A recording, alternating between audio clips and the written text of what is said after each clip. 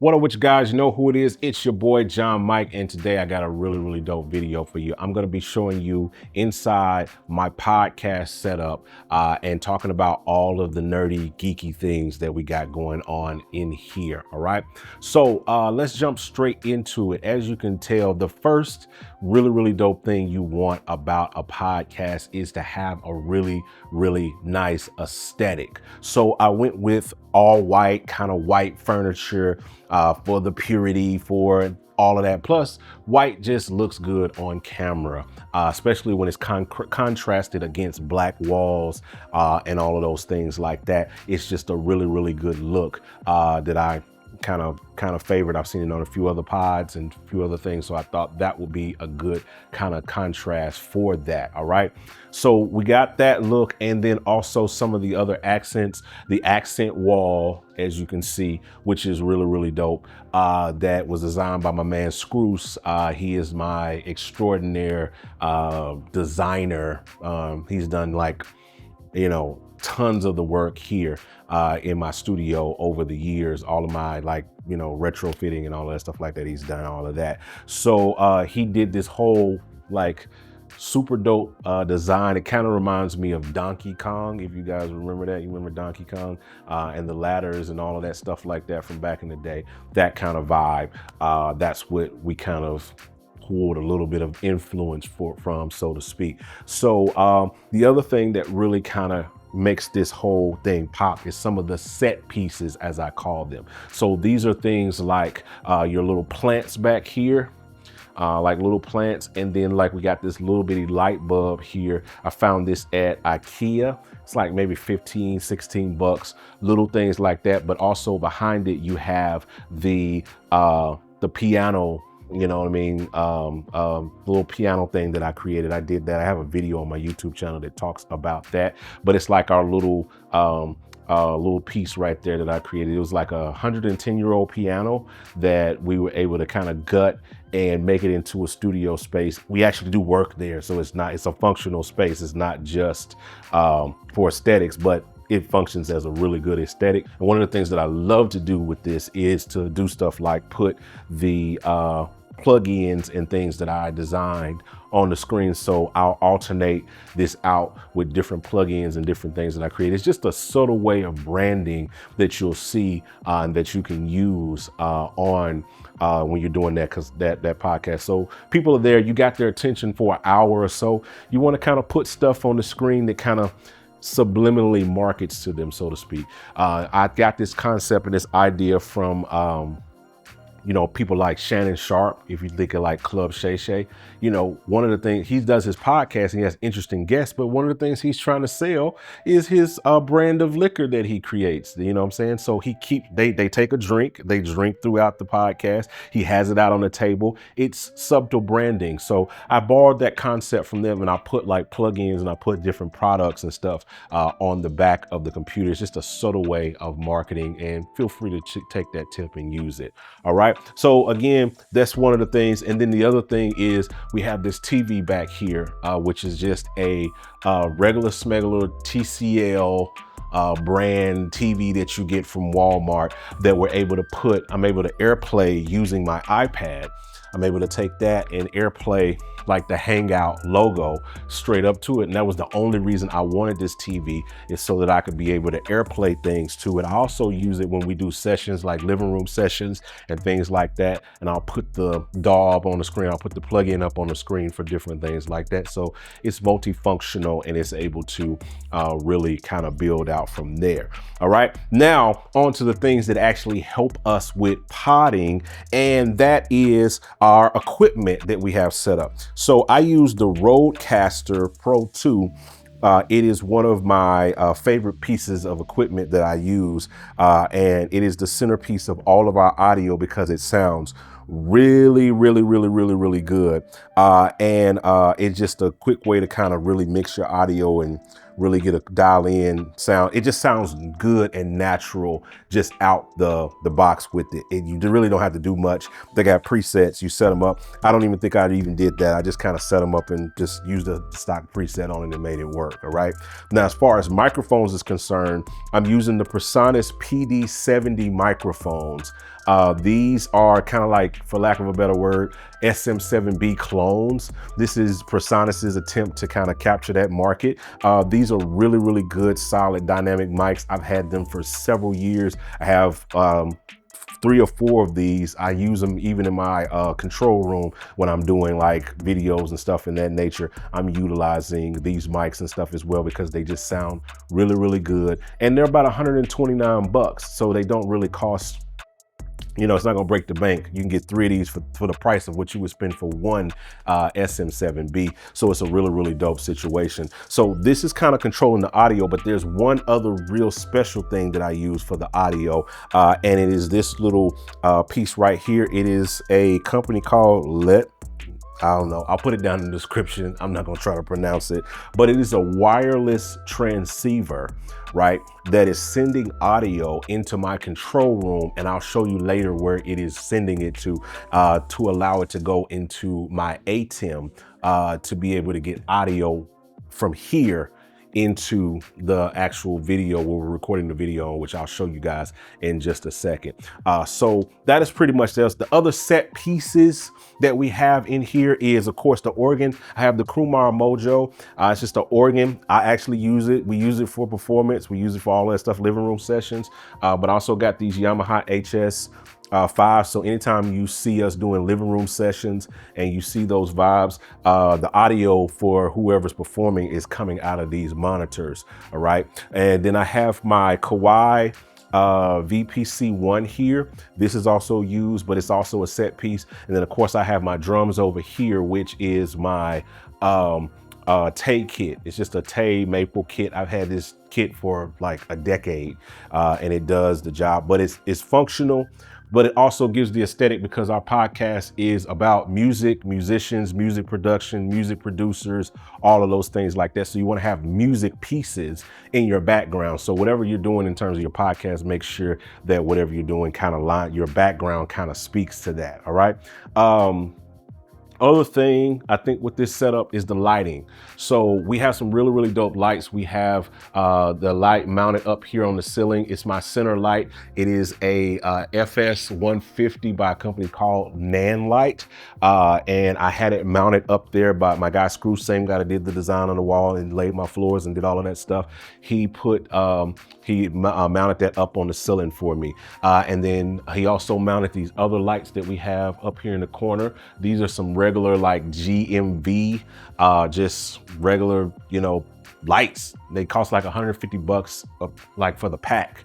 But they have the color thing and they can be controlled by Bluetooth. So that's what I really, really love about it. The fact that I can change the colors. So what I like to do is kind of contrast. I like blue, I like purple. Those are my favorite colors. So you got the white light that's coming down from the ceiling. And then you got some other lights that I'm gonna show you in a second, but you also get some color that kind of flows into your scene, for lack of a better word, that gives it some contrast. So I like to have blue kind of coming down here on the guest, on their headlight, but I also have some purple that's coming down when I'm sitting right here to kind of help build that vibe, and it helps make the scene and make everything look a whole lot better. All right, now let's talk about cameras really, really quick.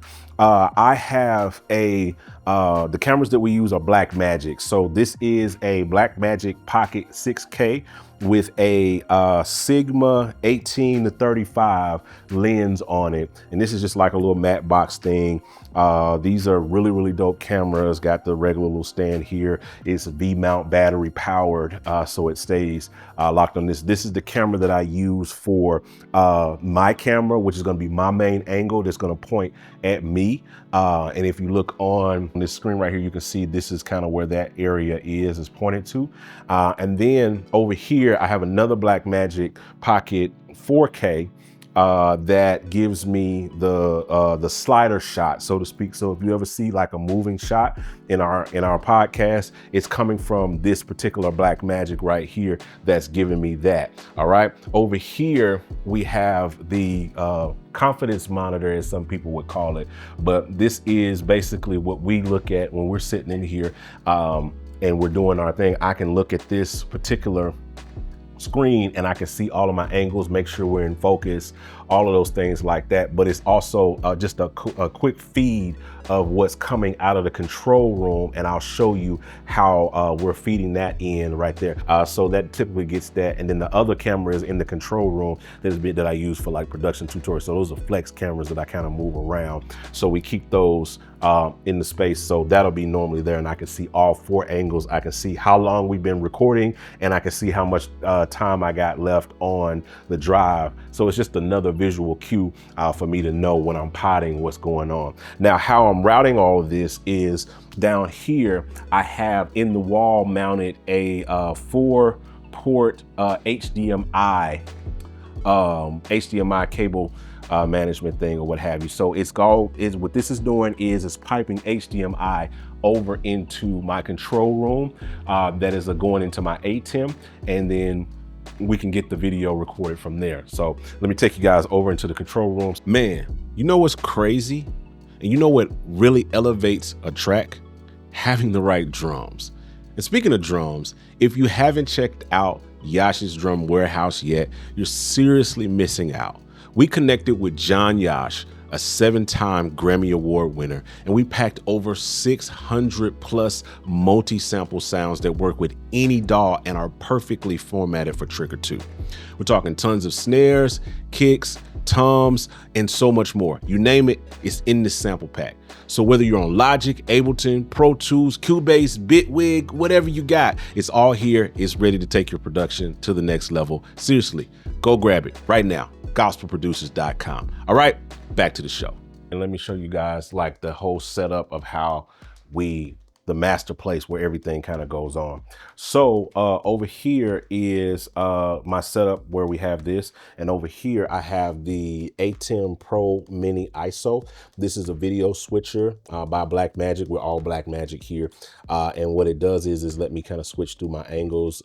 It's a 4 video switcher. You plug them in, and all of the what I showed you outside is running out of here into the back of this from the wall, and so this allows me to kind of multi-record all of these cameras. So think of it, if you don't know what a this is, think of it as an audio interface, but for video. It multi-tracks video. All right, that's the simplest way to do it. Really, really dope little device. You can get it for around 400 bucks, probably a little bit cheaper than that used. But what I love about it is that it gives you, not only does it ISO record all of the video, but it also ISO records the audio, and it gives me a Blackmagic DaVinci Resolve file, because we use Resolve. It gives it to me that I can use after the fact to further edit the video. So typically I have other people in here that are helping me when we do our pods that switch for me. Like my guy Rob, he comes in. A lot of times we do that and he'll switch in real time.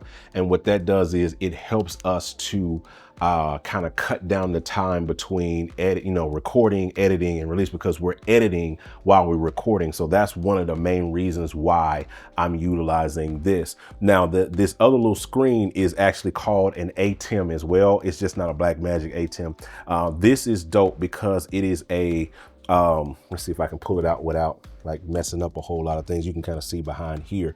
It has 4 ports on the inside of it, and 4 ins and 4 outs. So it's almost like a router, like a splitter, so to speak. So I use this pretty heavy because this is what's going out to that screen out there in the live room, so I can kind of see what's on the monitor. So this is feeding me an output straight to that TV out there. And I also have another output that's going to my up here, it's a Rode little Streamer X, just a little capture card that's going into my computer. So there are times where I actually need to record the computer, record from out there into the computer. It just gives me another place where I can record at if I need to. It's worked out for, or even streaming. Like if we stream, then I need to pipe what's coming from the ATEM into my computer. So when we're live and doing things like that, I can do it that way, and it just helps me just, kind of rock and roll with that. Now, I talked about another piece with the audio, and if you come over here, I'll show you this right here. Here's the other little piece of that Letico, whatever that is. It's here. That's the receiver for that particular the transmitter out there. So I'm sending audio from the Rodecaster, which we do record our audio on the Rodecaster directly, but this is just the main way we get our audio. That's the audio that's recorded on the Rodecaster is for redundancy. I rarely ever use that. The SD card is in there and we record on it, but I rarely ever pull that SD card out to use it unless something crazy happened with the audio, which rarely doesn't, because this has been pretty reliable. And we're sending audio into the back of my mixer, right? And so what's happening is it's coming in on the channel here, and then I have a headphone jack running right here, is running out of here and coming back around, and it's piped around to the back of the Atem. So audio is just a kind of a weird way of routing my audio. I'm sending audio wirelessly from the live room to the audio is coming here, and then it's being sent via the headphone jack back into the Atem. All right. I could have bypassed that in probably a simpler way to where I wouldn't have to maybe I can plug directly back into. I think I did that at one point, but I was just trying to be simpler. And then, oh no, I know about why I did it. So one of the main reasons why I pipe the audio that way and run it in, because when we do our live living room sessions, I need to catch the audio that's coming off of the board into the Atem. So that's the main reason why I have it routed that way. Otherwise, I would just plug it directly into the back of the Atem, but it works better for me to just route everything through this mixer.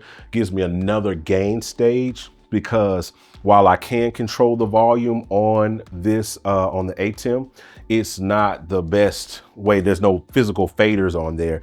This, I can run audio straight into here, and then I got a gain stage on a fader, and I got a gain stage on the headphones, so I can really optimize that audio to be able to work for whatever scenario that we're kind of working with on that. So that's pretty much the whole podcast setup from start to finish. I hope this video has been a help to you. Again, there are links down below that to just about everything that I've talked about, from the Rodecaster down to the transceivers to the Atem, all of that stuff, the cameras, everything I use is down in the description. Feel free to check those out.